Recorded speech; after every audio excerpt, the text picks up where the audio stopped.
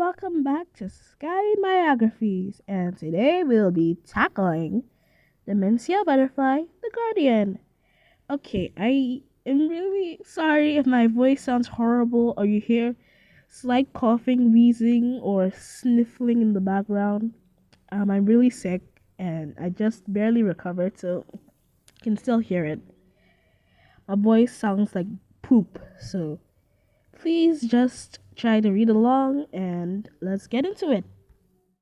Evil darkened out the sun. Mewni was protected by Dimensia, the Guardian. Born 9:53 a.m., died 1000 a.m. Was Queen 9:71 a.m. to 1000 a.m. Married to Guinevere McKnight. Children Astra Butterfly. Dimensia of House Butterfly was born on Gravnock 28th of 953 as the oldest daughter of Queen Celia and King Sparrow, from which she inherited her ruby hair and crimson eyes. On her cheeks she carried red shields, as do all the butterfly heiresses. During her early childhood years, Dimensia already differed drastically from her mother at her age. A turbulent, energetic, and tough little girl, the princess was unfiltered and short-fused, and it wasn't uncommon for her to throw tantrums as a means to express her frustration. When she refused to let herself be vulnerable in public, the princess showed an immense love and appreciation for her family by clinging to them and constantly asking the guards if they were safe, according to the royal nannies. Her favorite game would be playing bodyguard for her baby sisters, reportedly not allowing any servants to come near them and attempting to pick fistfights with those who did. Another of Dimensia's favorite plays would be guarding her smaller stuffed toys and building pillow forts to hide from the bigger ones, sometimes being seen holding her adversaries at choke point until their stitches would rip apart, with most of the young noble women fearing to play with her and sticking to dolls and dresses. Dimensia found herself more in company of boys, often showing up to her parents roughed up and covered in bruises. To this day, it's debated why Queen Celia, a known pacifist, didn't attempt to dissuade Dimensia's diabolic tantrums. While it's known according to various accounts from her ministers that it was a reason for the queen's potential concern and worry, Celia didn't attempt to dissuade Dimensia, seeing potential in her daughter's ferocity and even encouraging it to some extent, by putting her to be trained under Dame Swift Redbird, King Redbird's renowned night sister, in 957. Dimensia had a natural inclination and talent for combat, with a special proficiency in defense and protection. It was through her training that she learned patience and strategy, tiring out her opponents with defensive plays until finally seeing her opponent to strike and win the combat. Speaking of opponents, accompanying Dimensia in training was Dame Swift's other apprentice, Guinevere McKnight.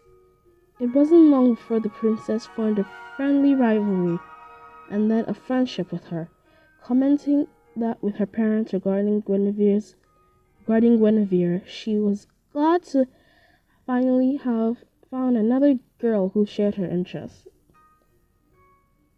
There is a notable lack of records regarding Dimensia's lessons due to the princess's little interest in keeping a journal, finding such books too sentimental and tacky, and preferring to let out her worries through a good old sparring match. Most reports regarding this phase of Dimensia's life come from third-party sources, namely castle staff who would see her leaving sleepovers with Guinevere, her sole confidant, or the duo freely clashing with each other in the gardens, with Lady Wisteria Flowers even commenting, "It was unclear who the most stubborn and competitive was among the two." By 963, and Dimensia's 10th birthday, The princess was already the kingdom's most excelling young squire in defense, being able to hold her own against opponents much older than her, some of them already knights and men of arms. She had also been instructed in the arts of fencing, jousting, archery, and martial arts. However, where the princess really shone was in the tag team combat fighting, alongside Guinevere. The McKnight girl's expertise in offense perfectly complemented Dimensia's defensive play, and the duo almost effortlessly took down every opponent pair who defied them. In 965, Dimensia won that year's tournament's jousting competition after defeating Prince Charles Clifford. Yet, as she stepped down from the podium, proudly wearing her laurel wreath, Dimensia was surprised by Charles himself, who confessed he had feelings for her and gave her a kiss before running off and leaving the princess flabbergasted. And would have stayed that way if it wasn't for Guinevere inviting her to sleep over at McKnight Fort that night. That which details would remain unknown if the one writing the document weren't an all-knowing being. For the first time showing her vulnerability, Dimensia confessed to her best friend she didn't feel anything during Charles's kiss. Extrapolating, she felt the same way about every other boy and wondered if that meant she would never find love. As the princess went on a spiral of concerns regarding her future, she was shushed by Guinevere, who softly leaned in and sealed her lips with a kiss, asking if she felt anything now.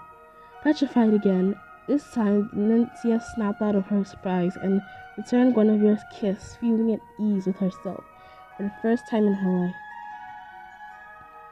It was that night that Dimensia realized her sexuality and attraction to girls, more specifically Guinevere. However, fearing her family, the court, and the kingdom's reaction, Dimensia asked her now girlfriend Guinevere to keep their relationship a secret until her 14th birthday, the pair resuming their apparent normal routine and saving affection for never-ending sleepovers. As for Charles, it was later revealed the kiss was an attempt to evade an arranged marriage, but to no avail.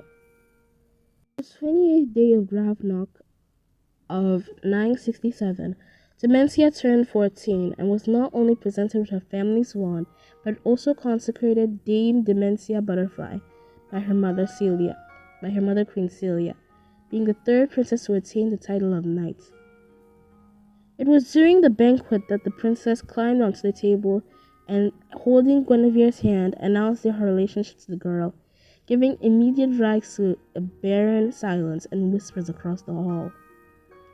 That is until Queen Celia stood up, smiled, and gave a nod of approval, followed by her father, grandparents, the ministers, and the remaining present guests erupting the room in a wave of cheer and applause.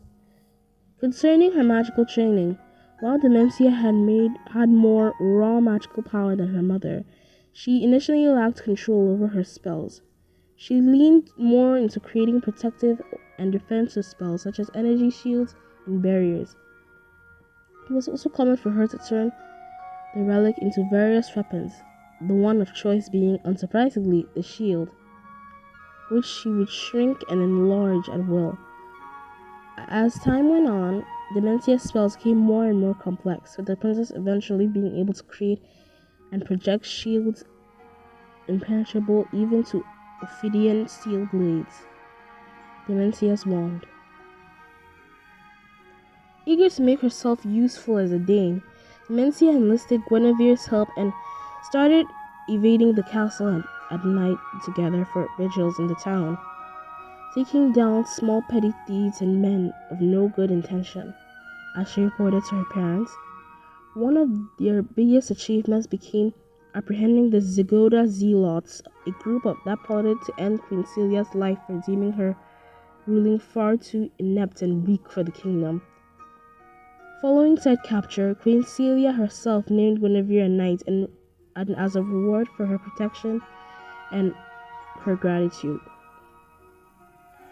Princess Dimensia had already been extremely popular amongst small folk for providing them with a sense of safety and protection, and said appreciation became obvious after her song day in 968, performed by her sister Harmony, where the crowd applauded vigorously after her first public exchange of affection with Guinevere. It is also worth mentioning that instead of that instance of Dimensia pummeling Harmony's then boyfriend's chin during family dinner for making an inappropriate joke about Harmony's bedroom performance, with Dimensia turning as red as her hair, as Guinevere joked. In 969, her grandmother Nova died. As a means to honor her grandmother, Dimensia made a vow of silence during the whole period of mourning, and left every night for her vigils wearing the same pink robe Queen Mother Nova once wore as her royal attire. In early 971, as she walked out a violent drunk from a tavern during her In early 971, as she walked out a violent drunk from a tavern during one of her patrols, Dimensia heard two commoners commenting about a being that came beyond the dark wall, cornering the whole villages and massacring surrounding areas. Inquiring them about the truthfulness of said rumors, the peasants claimed it came from the east and mentioned a supposed a destroyed town near Septeria, which led the princess to mount a small expedition and depart to see it for herself. Arriving with her group, Dimensia was shocked with what she found. The following report comes from Marcus Goodwell, the expert who volunteered to accompany the princess. No stone was left atop another. Smoke still emanated from destroyed houses, and there was a nauseating, visceral smell all around. However, what shocked us the most was the gargantuan size of waist-deep paw prints all around the area, and stray magma-like hairs that burned those of us who foolishly attempted to collect them. Whichever thing made this, I assure you it's not supposed to exist or be here. Racing back to Butterfly Kingdom to warn her mother, Dimensia found Queen Celia in preparation to leave for a long voyage to the Kingdom of the East. Nevertheless, the princess insisted in warning the queen of the looming danger, hoping she could change her mother's mind and convince her to stay and prepare to defend the realm from the possible invasion. Celia's reluctance in taking her daughter's concerns seriously, and Dimensia's growing temper resulted in an argument mentioned in the previous Queen's chapter, ending with Dimensia in a fit of anger saying to her mother she wished she perished so she'd never learn her lesson, before storming off. The following morning, Dimensia watched from a distance in her room as her parents' carriage left the gates. When her mother's first letter arrived a month later, Dimensia refused to open it, and it was Guinevere who listened on unveiling it, and was the one who informed the princess of Queen Celia's arrival to the Wavering Kingdom, with Dimensia simply nodding as she tended to her duties as acting queen.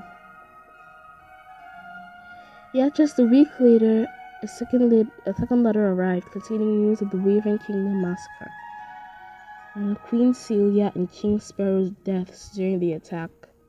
While she initially refused to read the letter, as it had been with the last one, Dimensia was convinced by Guinevere, who told her in a somber voice it was urgent. According to the McKnight Lass, the princess would have read the letter, the piece of paper in silence before simply shrugging her shoulders and ripping the letter in pieces that she threw it out the window. However, on the same night, Guinevere stated her personal records It seemed the weight of such news had finally sunk in my beloved, as she broke down wailing and weeping, destroying furniture in her room, as she blamed herself for not have properly said goodbye to her mother. She fell asleep on my lap as I caressed her hair and told her the best thing we can do now is to make her mother's death not in vain. There is a misbelief that Dimensia completely detached from her feelings following her mother's death.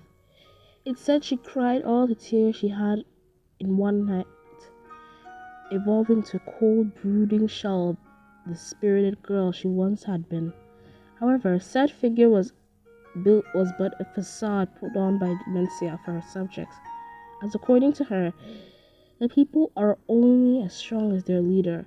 What actually happened, and it's not just another small folk rumor, is that Dimensia would actually take her grief out on a willow tree in the garden by sparring against it. Such tree actually exists and still exhibits the scars of Dimensia's blows, being commonly referred to among royal gardeners as the weeping willow.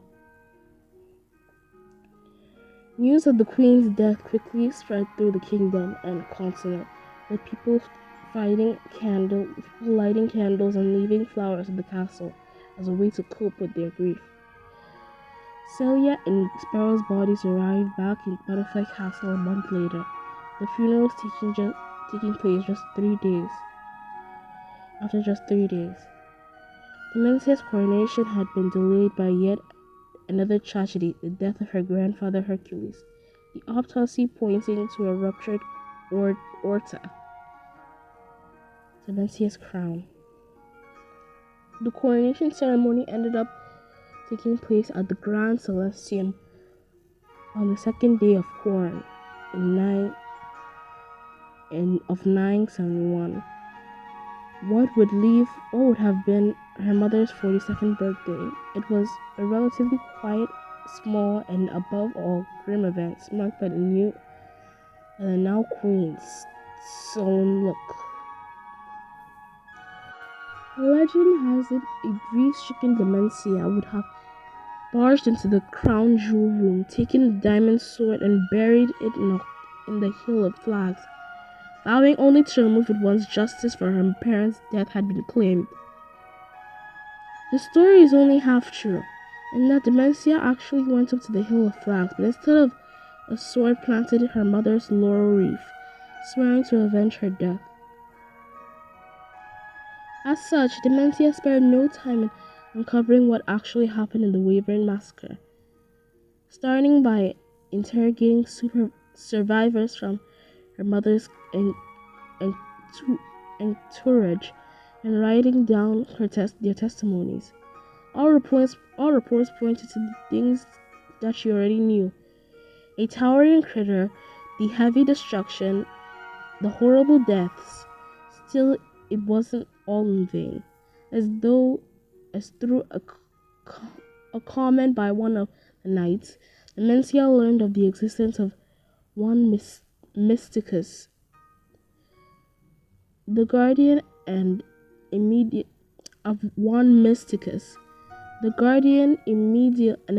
sent out an arrest warrant for his capture. Meanwhile, disturbing news came from the south. Watch Harbor near Helvig Kingdom had been devastated by an attack of eerie similarity to the Raven tragedy. Dimensia rushed to the location, where she once again questioned witnesses for details. This time, though, the investigation provided crucial breakthrough. One of the elders from the town, a man who had once walked the dark wall and was familiar with plenty of myths and folk surrounding it, referred to the critter as a griffin dragon, giving the queen her next clue. Dimensia scoured the Firefly Library the next weeks in search of all the information regarding the griffin dragon. In a warning notice she sent to each of her ministers, she debriefs what she found.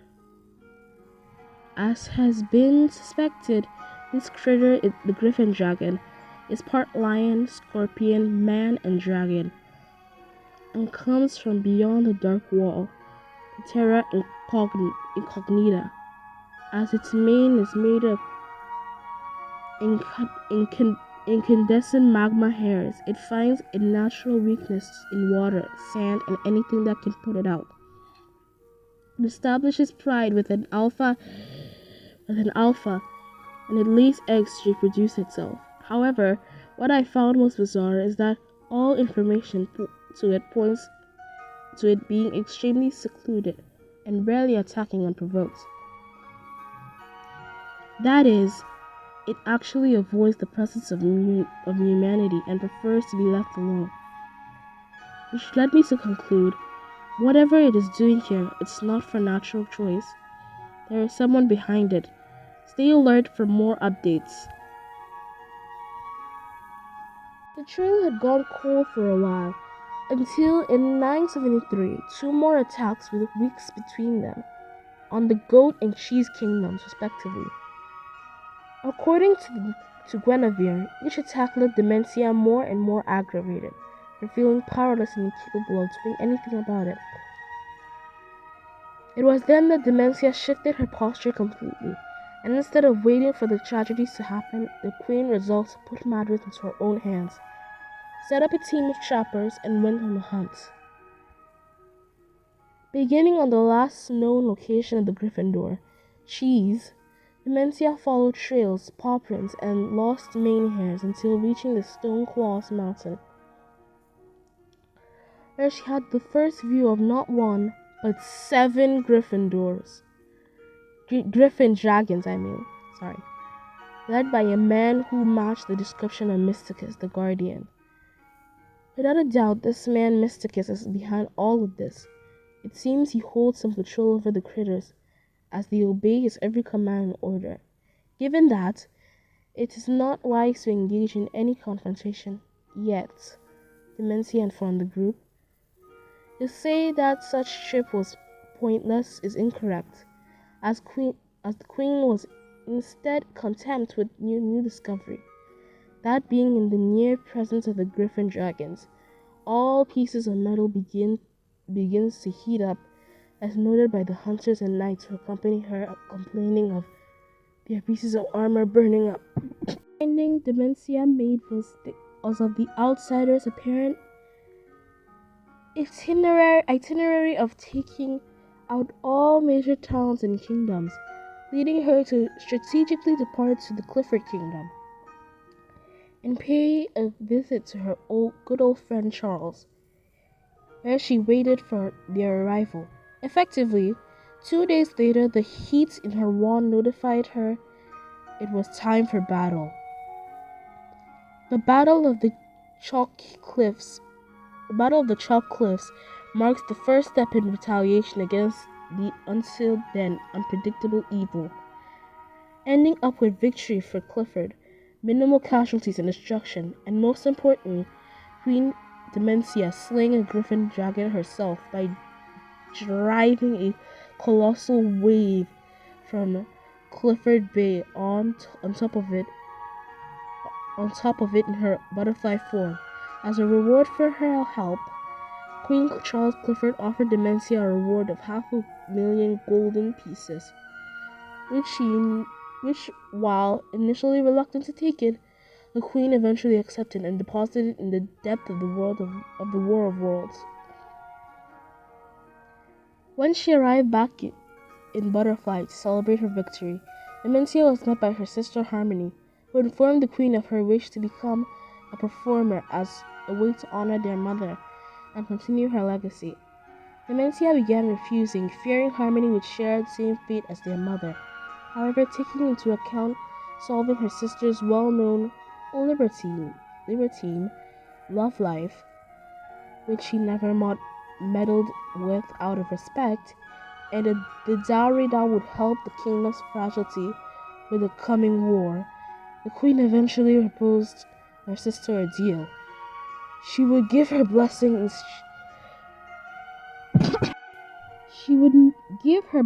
exchange. Harmony would agree to marry the king the Jade King, ruler of one of the most powerful and farther from the conflict kingdoms of the West that would guarantee harmony and safety. The two sisters agreed and said goodbye to one another, still in 973, with Dimensia killing two birds with one stone. Between 974 and 979, Dimensia relentlessly chased the Griffin dragons,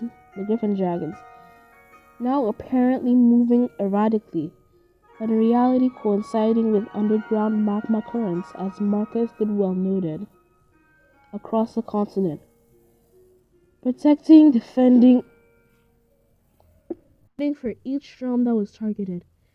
Worth mentioning are the frostbite blizzards in 975, which resulted in the death of two Griffin dragons, due to cold and frostbite. The Huggy Valley guerrillas in 976, culminating in the demise of one Griffin dragon, and the Puss Boots siege of 979, where historic reports claim Dimensia held defense for 6 months, ending the siege when one of the Griffin dragons starved to death. Between many fierce battles in the various kingdoms, each monarch presenting Dimensia with a monetary compensation for her protection and services once she reverted to the debt. It was also around this time she came to be known as the Guardian of the Realm, giving the title a new meaning and ridding it of Mysticus' new negative fame. Then came 980, and the final attack actually directed at Butterfly Kingdom, seen as Mysticus' endgame for the ongoing war. Even with only 2 Griffin dragons left, a man was able to completely siege the capital and the castle, which left the people in complete terror and panic. He demanded Dimensia come out and duel him for peace, but Dimensia knew to leave her people unprotected would be giving them a death sentence at the Griffin Dragon's merciless claws. This is what led Dimensia to cast her most demanding spell yet, a huge impenetrable shield barrier that involved the entirety of the kingdom and assured her people's security as long as it was active, soothing their concerns. On the eve of Independence Day of that year, Dimensia left Butterfly Castle alone at dusk, where Mysticus awaited, accompanied by a Griffin dragon, at the border of the forest of certain death. After a brief exchange of words, Dimensia snapped after Mysticus disdained her mother to provoke her, awakening her butterfly form and fighting him and the Griffin dragon in an unmatched showdown with no mercy. She had the upper hand in the combat until Mysticus reminded her of her final words to her mother, claiming she got what she wanted. It was enough to break Dimensia's focus and allow the Gryffindor to melt her wings, leaving the queen helpless on the ground. Things would have taken a turn for the worse had it not been for Dame Swift Redbird, who had disobeyed Dimensia's orders and followed her. She sacrificed herself to save the queen, but not before reminding her of who she was and what she stood for. Swift had not come alone, having brought along Guinevere, who immediately got Dimensia back on her feet and together engaged in a tag team combat against Mysticus and the Gryffindor. What is my problem? I keep on saying Gryffindor. Griffin Dragon! Despite historical inaccuracy, it was actually Guinevere who was responsible for the Griffin Dragon's demise, while Dimensia incapacitated Mysticus and knocked him out. Again, another mistake often present in history books, in the erroneous assumption that Dimensia would have ended Mysticus' life right then and there, with the truth being that the queen ruled to bring Mysticus back to the kingdom for proper trial. However, a fire diversion caused by the remaining Alpha Griffin Dragon allowed Mystica and the critter to escape among the chaos. Dimensia sent hundreds of search parties the following months, but all came back with no results. Seeing the queens obsessed and consumed by the idea that her people and realm are not safe, Guinevere made Dimensia see it was unlike Mysticus to return in any near future, given that he was injured, weakened, and ego-stricken, and that she had to stop living stuck in the past and embrace the present. If Guinevere's talk worked, well, the answer lies on the fact that Dimensia finally climbed the Hill of Flags and unburied her mother's laurel wreath, announcing a celebration for their victory against the Griffin Dragons and their liege to take place the same day as the delayed Independence Festival. It was at the commemoration of that Dimensia finally proposed to Guinevere, being surrounded by her people, who applauded such development. The wedding took place in 981, making Dimensia finally the first butterfly to marry another woman. A curiosity, both brides wore dresses in the ceremony, which was also presided by a female Celestine. Which immediately following the wedding came the minister's questions of when and how would an heiress be conceived, given Dimensia had revoked the law that gave the crown to her closest female relative. The truth is, Dimensia and Guinevere had no idea how they would become mothers, being only certain that their desire to have children was increasing with each passing year. After years of search and advice by scholars, healers, nurses, and doctors, Dimensia came to find the solution the place that she least expected it: the magic book of spells. The idea came to her when studying transformation spells, coming across an unfinished draft of a spell that could change one's biological sex. Believing to have found the answer to her problem, Dimensia began immediately practicing the spell, first on plants, then on mice, and finally herself, with Dimensia paying Guinevere the scare of her life after she tried to murder the strange man on their bedroom. The spell only lasted for a few hours, not seeming to have any long-lasting effects. After a close debate with Guinevere, her wife agreed to have her form changed, given the fact she didn't want to be the one carrying the child, only as long as their technique was kept secret between the two. The royal couple made several attempts to generate an heiress the following years. However, the wand would only shine blue in 984, with Dimensia announcing to an euphoric and surprised capital she was with child, many believing it to be a miracle by the goddess. The gestation went smoothly and without any major setbacks, excepting Dimensia exploding later that year after a scandal broke out when her sister Harmony revealed to have multiple lovers after the marriage. According to reports from servants present in the room, a heavily pregnant Queen Dimensia would have summoned her sister, slapping her in the ear before stripping her of her titles and rights, declaring Harmony banished from Butterfly Land as long as she lived. Duchess Consort Guinevere took every measure to personally ensure Dimensia didn't experience any more stressful situations in the remaining months of the pregnancy.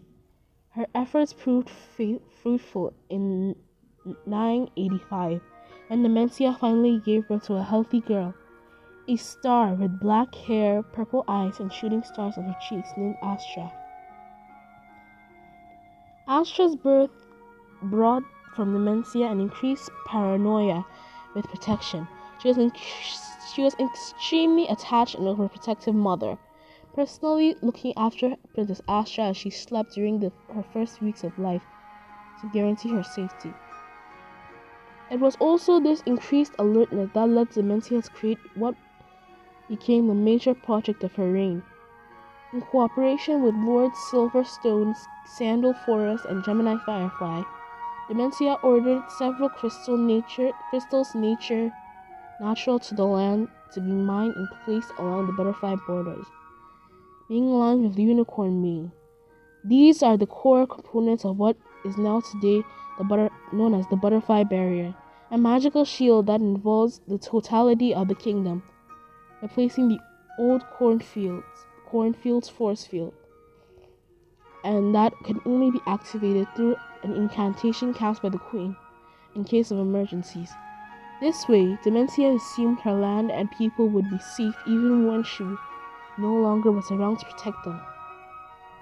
Still, Dimensia lived constantly haunted by the thought of Mysticus returning.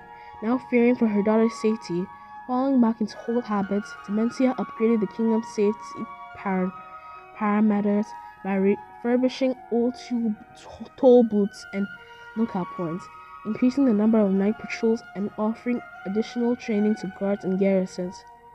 Additionally, she also revived the sporadic search parties for Mysticus and the lost Griffin Dragon, and made known a law that any lost Griffin Dragon eggs be returned to beyond the Dark Wall, and that any smuggling be punished, being deemed forbidden merchandise. In 999, Dimensia passed the wand to Astra. Many wondered if the queen made the right choice in trusting her daughter with the heirloom given Astra's lack of responsibility. But Dimensia believed her daughter would be safer and better capable of defending herself in possession of the wand.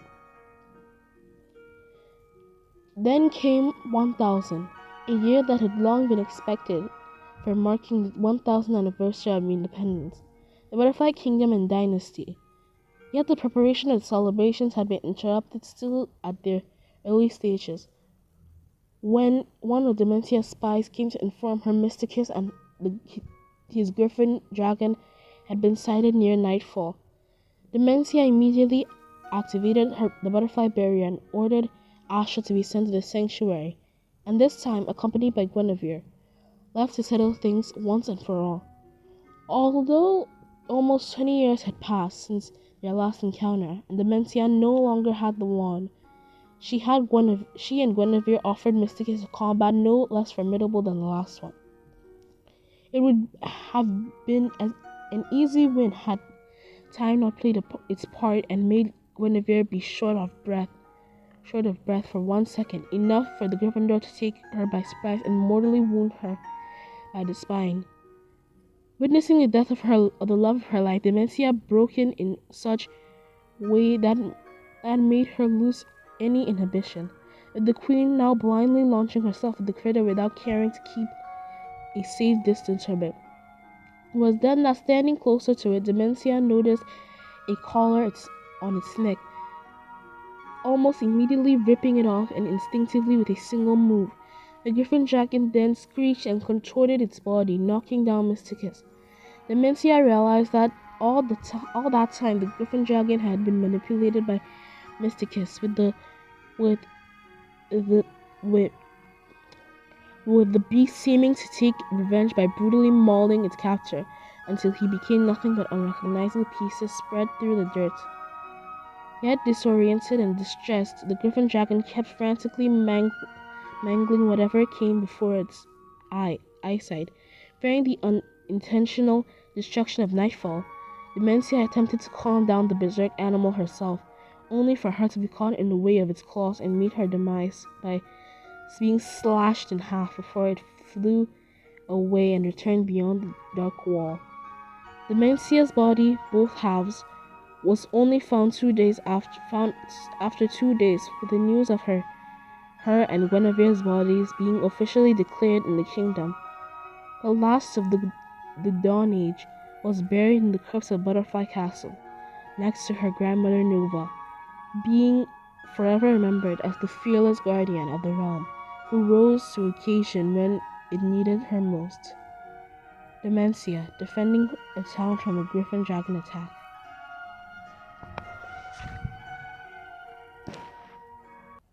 Biography of Dimensia the Guardian by Shyhobbyistdrawer31 on DeviantArt. I hope you guys enjoyed. Check out his work. And I really liked this biography. It was fun. It was mystical. And yeah, hope you enjoyed. And next up is Astra, Butterfly the Famed.